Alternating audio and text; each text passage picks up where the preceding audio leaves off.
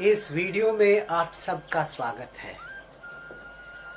English grammar की ये जो वीडियोस है उसमें से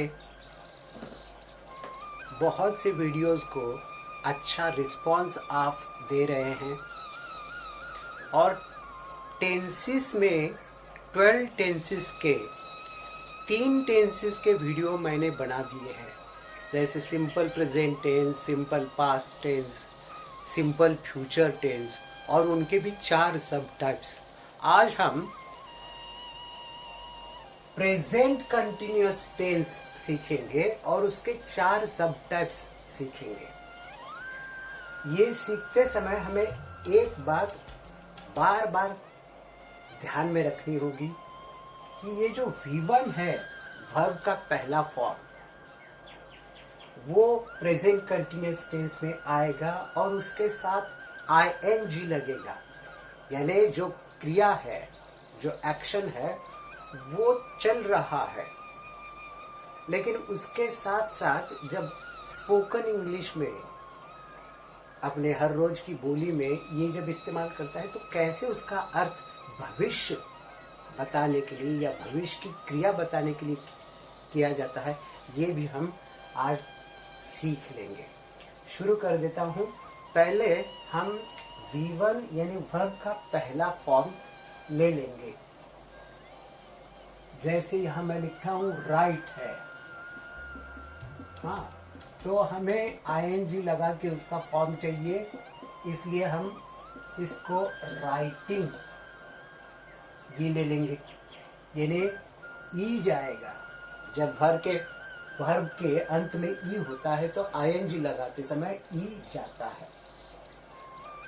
अब देखो, ये मैं 4 टाइप्स में बना रहा हूं। हम शुरू कर देते हैं। I के साथ am लगेगा, we you they के साथ are लगेगा और he she it के साथ is लगेगा। का मतलब अगर मैं ये ले लाना चाहूं तो I am writing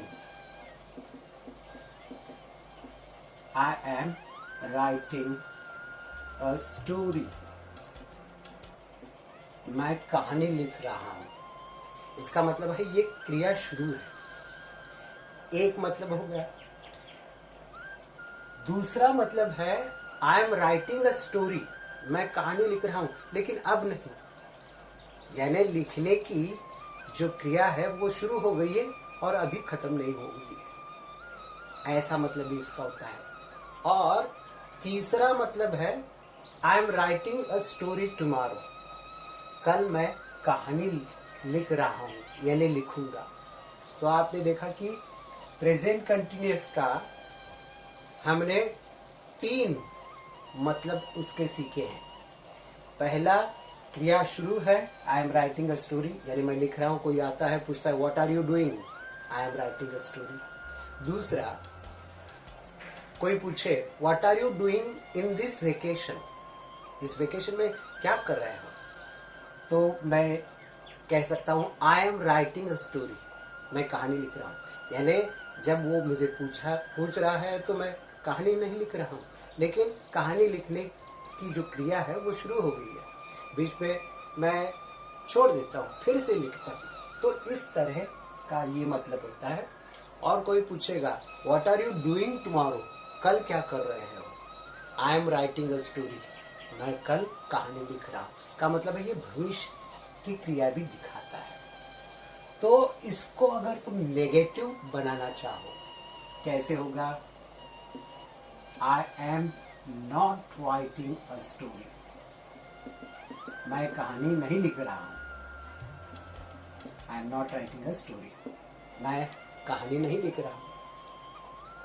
सवाल पूछना चाहते हो इंट्रोगेटिव, क्या मैं कहानी लिख रहा हूं? तो ऑक्सिलरी को पहले लेते हैं, हेल्पिंग वर्ब, सहायकारी क्रिया को पहले लेते हैं। Am I writing a story, क्या मैं कहानी लिख रहा हूं?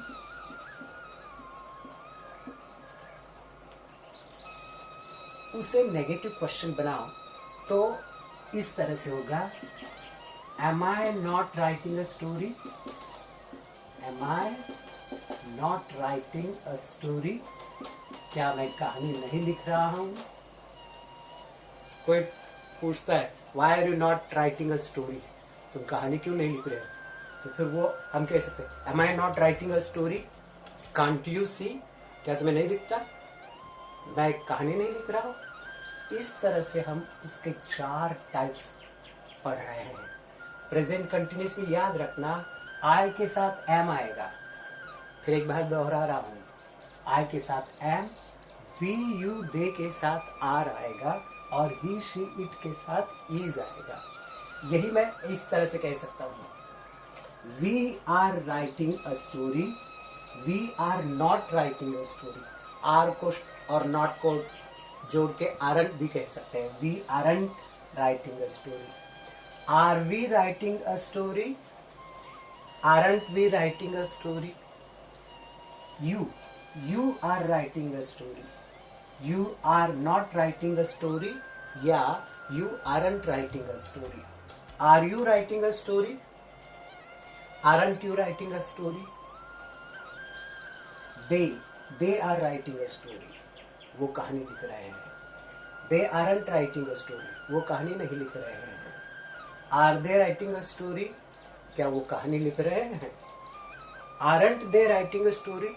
क्या वो कहानी नहीं लिख रहे हैं? ये उसका मतलब। ये ऐसे हम 4 टाइप्स बना सकते हैं। He is writing a story, वो कहानी लिख रहा है। He isn't writing a story, is not को अलग भी कर सकते हो, he is not writing a story, या ही इजंट मिला के he isn't writing a story, वो कहानी नहीं लिख रहा है। Is he writing a story? क्या वो कहानी लिख रहा है? Isn't he writing a story? क्या वो कहानी नहीं लिख रहा है? शी के साथ वैसे ही, she is writing a story, वो कहानी लिख रही है। She is not writing a story, वो कहानी नहीं लिख रही है। Is she writing a story? क्या वो कहानी लिख रही है?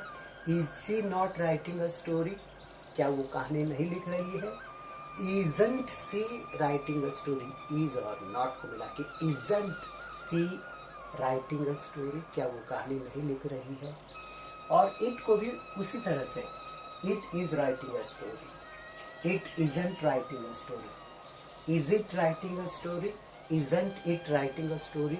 यानी केवल एक वर्ब के साथ हम I we you they he she it, यानी वो 7 प्रोनाउंस है और उसके 4 टाइप है। 28 सेंटेंसेस बना सकते हैं केवल एक वर्ब के साथ। फॉर्मूला ये इस्तेमाल करना है। I we you they he she it, वो तो सब्जेक्ट हो गए, करने वाले हो गए, लेकिन उनके अपने अलग अलग हेल्पिंग वर्ब्स है। आई के साथ एम, वी यू दे के साथ आर, ही सी इट के साथ इज। सब में कॉमन क्या है? वर्ब के फर्स्ट फॉर्म को आईएनजी लगना, ये कॉमन है। और मतलब इसके 3 होते हैं। अब जबकि क्रिया शुरू है तब, जैसे मैं कह सकता हूँ I am teaching English grammar, मैं इंग्लिश ग्रामर पढ़ा रहा हूँ, क्रिया शुरू है। हाँ, कल मैं इंग्लिश ग्रामर पढ़ाऊंगा, I am teaching English grammar tomorrow, पढ़ाऊंगा, पढ़ा रहा हूँ का मतलब है पढ़ाऊंगा। इस छुट्टियों में मैं क्या कर रहा हूँ? हाँ, what am I doing in this vacation? तो मैं कह सकता हूँ I am making English grammar videos in this vacation, मैं इस वेकेशन में इंग्लिश ग्रामर के वीडियो बना रहा हूँ। तो देखो, सिंपल प्रेजेंट हो गया, सिंपल पास्ट हो गया, सिंपल फ्यूचर हो गया, और ये 4th वीडियो बन रहा है, 4था वीडियो बन रहा है प्रेजेंट कंटिन्यूअस टेंस का, और उसके भी हम 4 सब टाइप्स सीख रहे हैं। आप इसी तरह से, जैसे यहाँ राइट है, वैसे कोई भी ले सकते हो वर्ब, जैसे मैंने अभी कहा सिंग, तो जहां राइट है वहां सिंग तुम लिख सकते हो, ले सकते हो। जैसे I am singing a song, मैं गाना गा रहा हूँ। I am not singing a song, मैं गाना नहीं गा रहा हूँ। Am I singing a song, क्या मैं गाना गा रहा हूँ। Am I not singing a song, क्या मैं गाना नहीं गा रहा हूँ। क्या मैं गाना गा रहा हूँ, क्या मैं गाना नहीं गा रहा हूँ। इस तरह से इसको एक एक वर्ब के साथ 28 सेंटेंसेस बना सकते हैं। इसकी प्रैक्टिस एक बार शुरू हो जाएगी तो मेमोरी में ये फीड हो जाएगा और टेंसेस बनाना बहुत आसान बात हो जाएगी। मुझे आशा है आपको ये समझ में आया है और मैं आशा करता हूँ कि आप इसको ज़्यादा से ज़्यादा और वर्ब को लेकर और ज़्यादा से ज़्यादा सेंटेंसेस बनाएंगे और अपनी इंग्लिश को स्ट्रॉन्ग बनाएंगे और अपने फ्यूचर को ब्राइट बनाओगे। इसी बात के साथ कहता हूँ अलविदा, goodbye, thank you, take care.